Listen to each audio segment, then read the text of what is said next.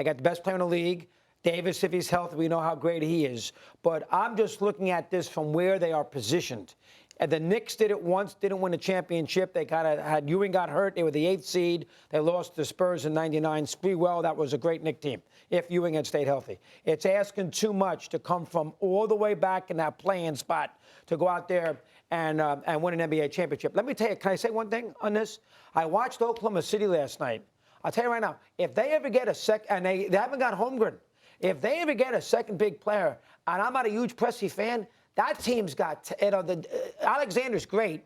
Gimby, the kid Gimby, he's little Larry Bird. Giddy, yes. Giddy. They got a heck of a team. Yes, they do. Very good, and they're dangerous. But I don't know, Stevie, in the long run, and Windy, if the Lakers coming from all the way back in the play-in can go out there and win an NBA championship. I think it's too much to ask. Windy, the floor is yours. Go ahead, bro. So you guys know the Lakers started this season with that ridiculous roster they had at the start of the year. They started this year 2-10, okay? And if they had started 6-6, and that's a big if, they weren't equipped to start 6-6, but if they had had a more appropriately formed team, and instead of going 2-10, they went 6-6, do you know they'd be in 4th place right now? And that's more of a commentary on the overall weakness of the West than it is about the Lakers. But this is a top 5 roster now. It took too long to be at the top 5 roster, so I'm not going to use the word force. I'm going to use a different F word. They're a factor. They're a factor, not just because of who they are, but because of the relative softness in the West. We can mistake the competitiveness for quality. It is not a quality conference. The best 3 teams in the league are in the Eastern Conference, and in my opinion, this is the weakest top to bottom Western Conference in 2 decades. So that is forgiving. That reality is giving the Lakers a bit of a second chance here to find a path. I don't know if LeBron can come back. I know it was a significant injury in his foot. I know that he has spent this time over the last couple of weeks figuring out a way to get healthy. He was just gone from the team for a week doing who knows what to his foot to try to get it ready to play. And the reason he's doing that, guys, is because he can see everything that I just said. He can see that there's a relative softness in the league. He's not afraid of any of these teams unless maybe the Warriors at full power. So he's going to try. But I suspect, Stephen A., when it's all said and done, the Lakers are going to walk away from this season going, oh my God, this was such an opportunity. It was not strong. The other teams were all messed up. We could have done it, and we've had a flawed roster that cost us the start, and we had an unlucky LeBron injury, probably because he had to play too many minutes. I get where both of y'all are coming from. Let me say this to you. Obviously, this question is completely predicated on the return of LeBron James. Nobody's thinking about the Lakers being a force in the West. It's not even a contemplation if LeBron James is not healthy come playoff time, period. Nobody's thinking that. We're asking this question because the assumption is, based on what we've been told, him being out, at least 3 weeks or whatever, the assumption is that he ultimately returned. LeBron, the one thing that I will say, Wendy, is that I'm not counting him out health-wise. Obviously, we've seen him take care of his body throughout the years. We've seen him get up from injuries that would knock dudes out for the year.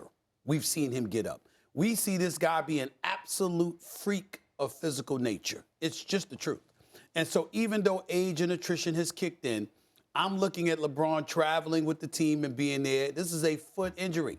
And I'm thinking if it were that bad to the point where you're out for the year and you knew it, I don't think that he would be there, and I don't think he would be this excited about the team. I think the excitement stems from him seeing what he's seeing the togetherness, the cohesiveness, the fact that the parts fit now, with Anthony Davis in the middle, handling things in the post area and beyond, with Malik Beasley coming on strong last night, with D'Angelo Russell coming back from his injury and lighting it up. He's seeing the togetherness of the team, the chemistry that exists, and he's imagining and fantasizing about what it will be when he returns.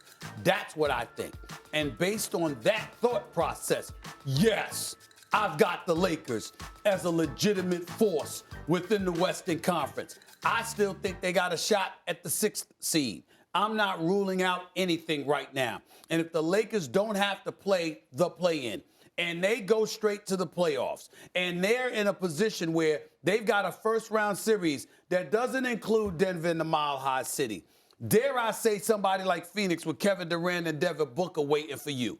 Who definitively can't they beat? We don't know about whether or not Ja Morant's going to be back. Dallas can't defend. Sacramento, my coach of the year, Mike Brown. De'Aaron Fox with Sabonis, Malik Monk, Keegan Murray, and those brothers. I've been very, very impressed by them. But no experience come postseason whatsoever. I'm looking at it from that perspective, and I'm saying, who can't they beat with LeBron James and Anthony Davis on the basketball floor with parts that they're happy with, that know how to be complementary pieces and have no aversion to it whatsoever? You're looking at guys on the basketball court. They're like, we just trying to hold it down until the man comes back. We trying to make sure we do our part. We trying to make sure that we handle our business. The other day, they won, and Anthony Davis scored 8 points on 7 shots because D'Angelo Russell went off and Schrader went off, okay? And the others as well, Reeves and all of them contributed. This team is playing together basketball, and they're having a good time doing it. And when you take LeBron James coming back into the equation, I'm sorry. I can't summarily dismiss the Los Angeles Lakers, and I love it. Phoenix, if he comes back, Kevin Durant. they're the best team. Okay. Go ahead. Phoenix is the best team. Go ahead, Wendy. But they got to win tonight. Like, no AD tonight. They're playing in Houston. They have no margin for error. They've got to win a game tonight. And Houston just beat Boston at home, and Jabari Smith Jr. has had 3 straight 20 and 10 games. So if they're going to be who you say they are, Stephen A., they can't screw around. They got to win tonight's game. That tonight is an example of whether you can show me that your roster is good enough. You said Anthony Davis is not playing tonight? I don't believe so. Why not? I don't believe so. Back to back, now playing back to back. Remember, Thanks for watching ESPN on YouTube. For live streaming sports and premium content, subscribe to ESPN Plus.